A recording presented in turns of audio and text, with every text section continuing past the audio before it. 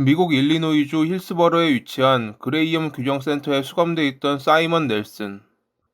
그는 100에서 200년의 징역을 선고받은 나쁜 사람이었습니다.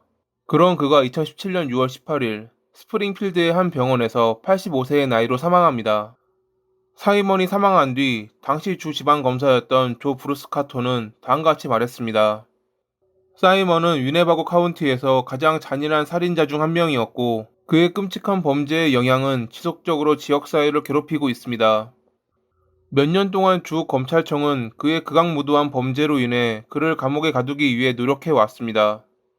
늘 그렇듯이 우리는 40년 전 피해자들의 죽음을 애도하는 희생자의 가족과 사랑하는 사람들의 마음을 헤아리고 있습니다.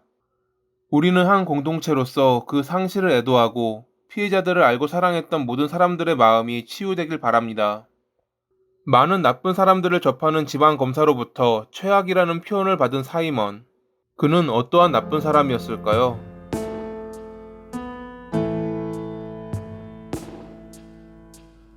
사실 사이먼은 매우 평범한 사람이었습니다.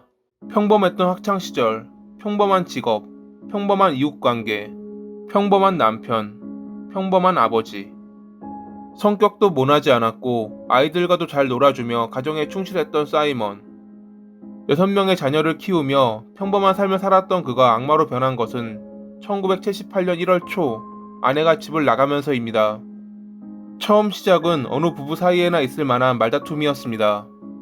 하지만 그러한 말다툼은 어느덧 서로의 감정을 건드렸고, 그렇게 그들의 싸움은 예기치 못한 방향으로 흐릅니다.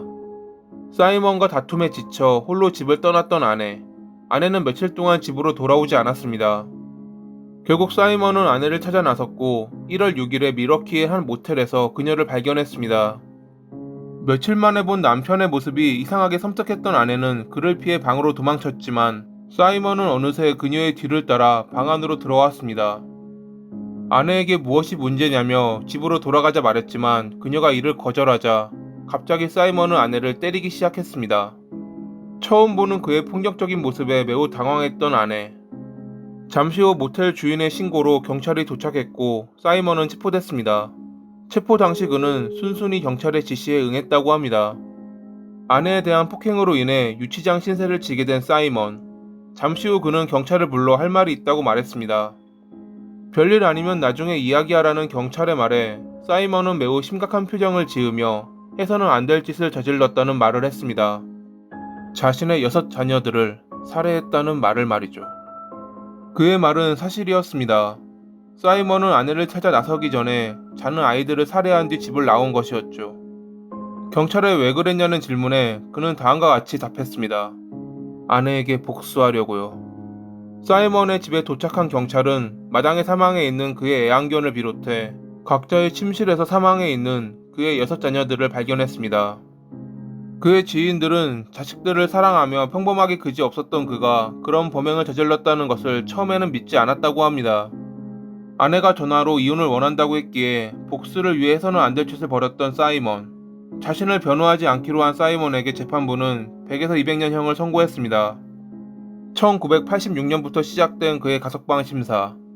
2005년까지 15번이 넘는 가석방 청문회가 열렸다고 합니다. 하지만 가석방위원회의 심사관들은 갑자기 무슨 일을 벌일지 모르는 그를 사회로 내보내서는 안 된다는 입장을 고수했습니다. 결국 그는 사회로 돌아오지 못한 채 2017년 6월 18일에 85세의 나이로 사망했습니다. 우리 주변에는 사이먼 같은 평범한 사람들이 많습니다. 그러한 사람들의 내면에는 그와 같은 악마가 살고 있을지도 모를 일입니다. 하지만 나쁜 사람들은 어디에나 있을 수 있듯이 착한 사람들 또한 항상 여러분 주변에 존재할 것입니다. 나쁜 사람들이 사라지고 착한 사람들이 더 많아지길 바라며 이만 글을 마칩니다. 오늘도 봐주셔서 감사합니다.